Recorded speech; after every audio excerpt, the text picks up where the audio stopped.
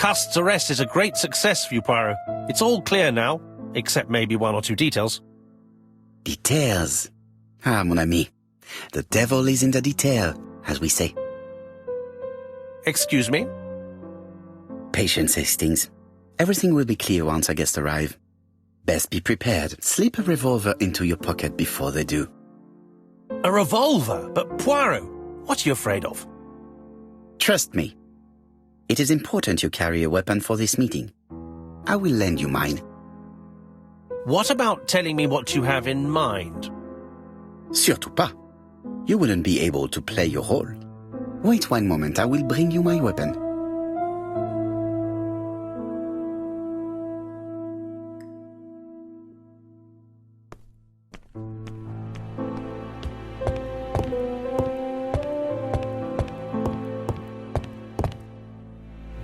The white ammunition are blank cartridges. The others are real bullets. I have to choose the type of bullets to load. The revolver is loaded with blanks. I still have time to choose real bullets. The revolver is loaded with real bullets. I still have time to choose blanks.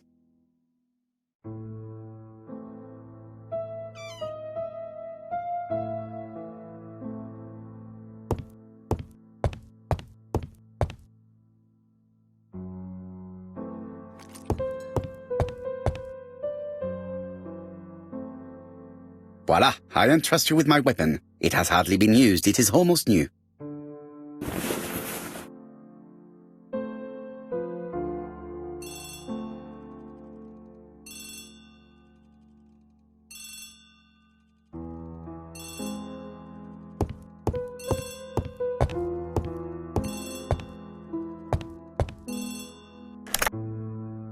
Chief Inspector, is that you? Yes.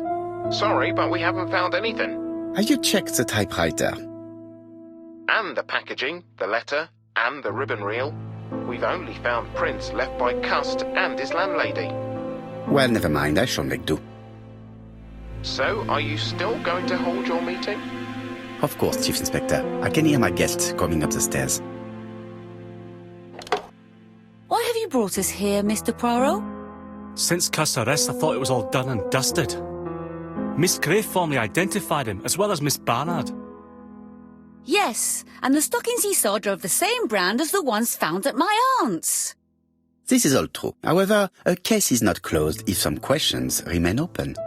And one question is, why did the murderer send me his letters? Why did he challenge me, Hercule Poirot? Perhaps he wanted to play with you, to taunt you. Xenophobia? Maybe he didn't like you because you're foreign. I may be wrong, but maybe by provoking you he was looking for glory? All these theories should be studied. Let us now try and get our brain cells to work.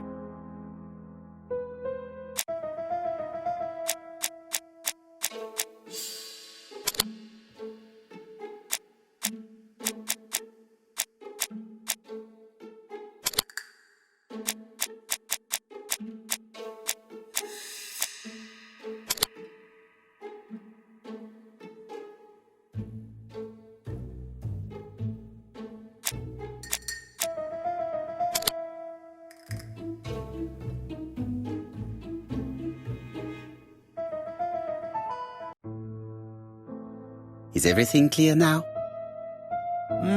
You might like to explain your reasoning again. Of course. First of all, remember that the murderer made it a rule to always post his letter before the murder. He never digressed from that rule. However, in Churston, he encountered a problem. The village has only 500 inhabitants. With advance warning, it would be easy to arrest him. Therefore, the murderer delayed his letters deliberately with the wrong address. The plan wouldn't have worked if he'd sent it to Scotland Yard or the papers because everybody knows their addresses. The mistake would have been corrected and the letter would have been on time. That is why the murderer chose me as the recipient. Because for his plan to succeed, it was necessary for at least one of the letters to have a wrong address and get lost. It was very cunning. Absolument.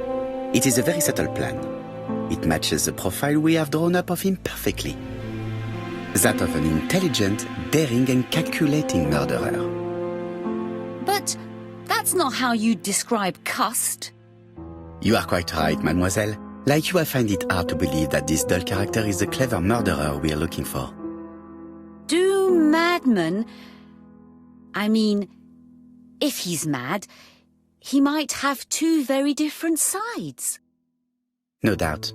But the murderer is not mad. All the specialists agree that he does not have the profile of the psychopath. But if Cust is not guilty, how do you explain his presence at the scene of the crimes? Mr. Clark, the answer to your question is in the medical records of your brother's patients. Documents which Cust most certainly did not have access to. Let us now try and get our brain cells to work.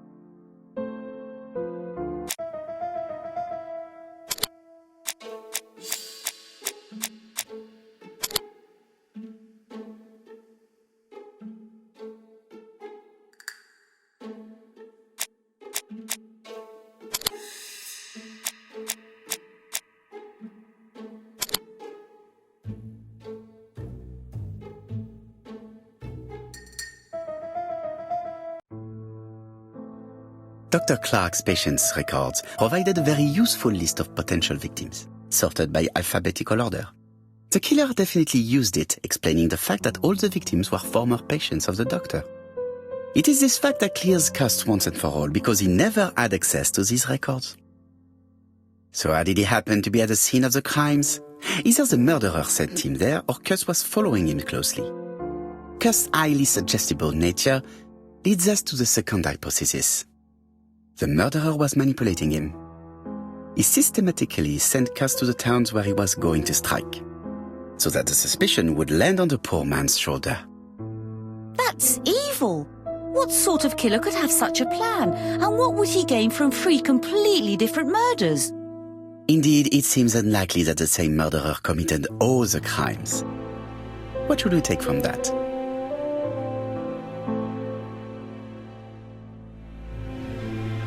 Just one murder was of benefit to the murderer. The others were just diversions. On reflection, there is only one conclusion. The murderer killed once out of interest and twice to divert our attention. This reasoning points at two potential culprits. Franklin Clark. Donald Fraser?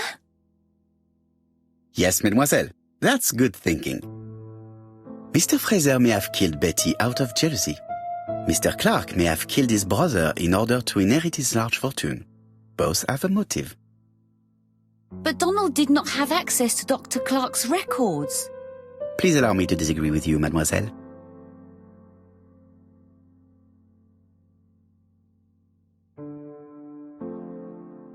He works for Court and Brunskill, one of whose clients was Sir Carmichael. It doesn't prove that I went to Comeside. You could have done it, and you may have used the opportunity to take a look at Sir Carmichael's records. You think I'm guilty? You or Mr. Franklin Clark? That's ridiculous. Both of you have a motive. The question is, which of you has the profile that most resembles the murderer? Let us now try and get our brain cells to work.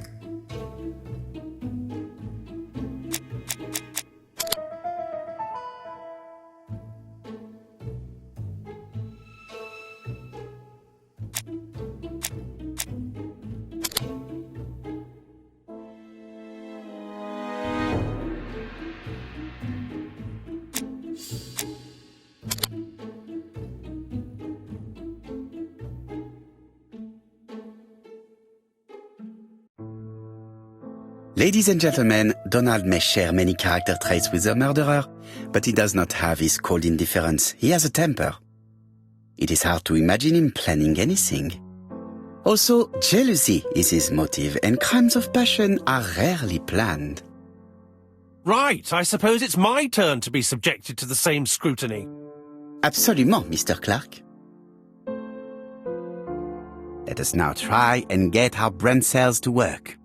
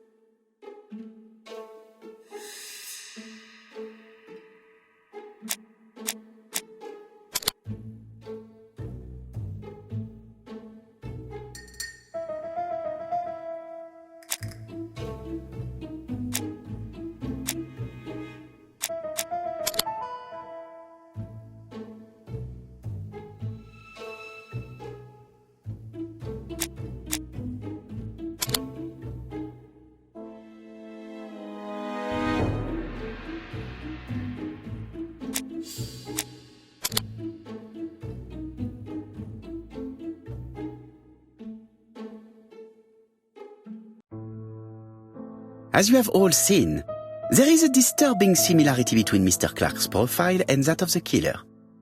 In actual fact, it is exactly the same. Mr. Poirot, your psychological studies are interesting, but your conclusions do not add up. Why would I have wished my brother's death? The inheritance is lawfully mine. I just have to wait. No, you had to act quickly. Because of Miss Grey.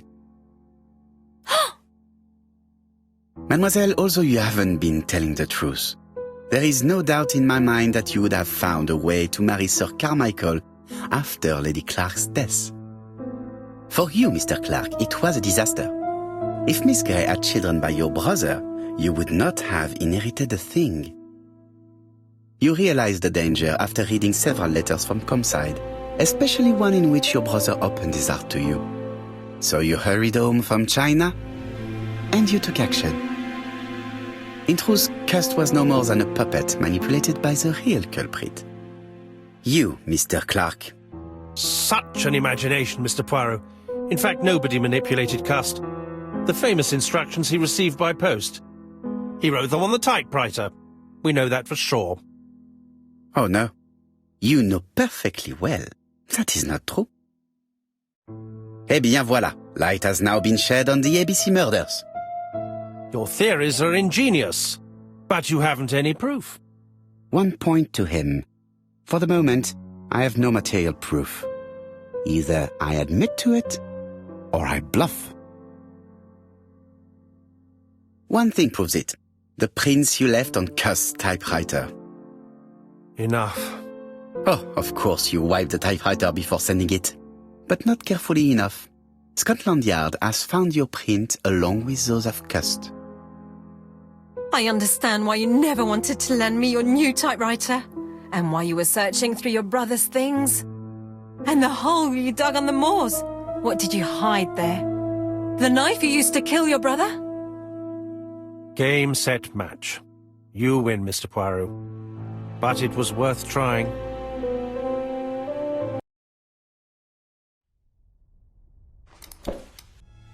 Don't come near me! I'll never let you take me, Mr. Poirot!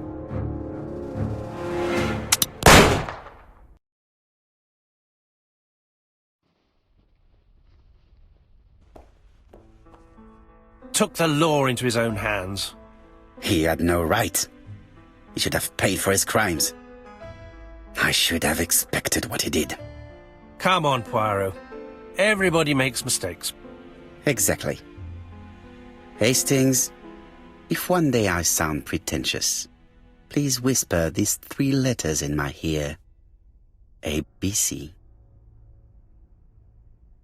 They shall remind me that we all have our limits, even me.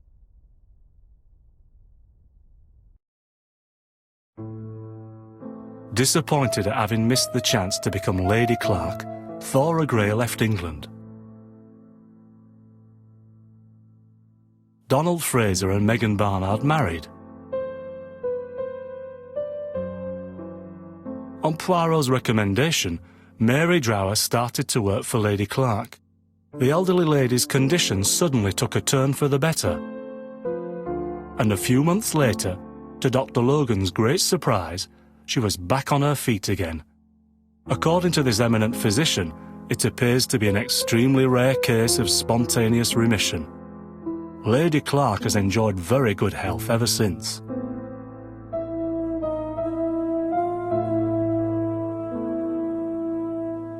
Journal of an Innocent, the incredible story of ABC. As for A.B. Cust, after being advised by Poirot, he made a great deal of money by selling his story to the press. And as for me, and with business booming, the Black Swan has become the #1 tourist attraction in the whole of Yorkshire, even more popular than York Minster.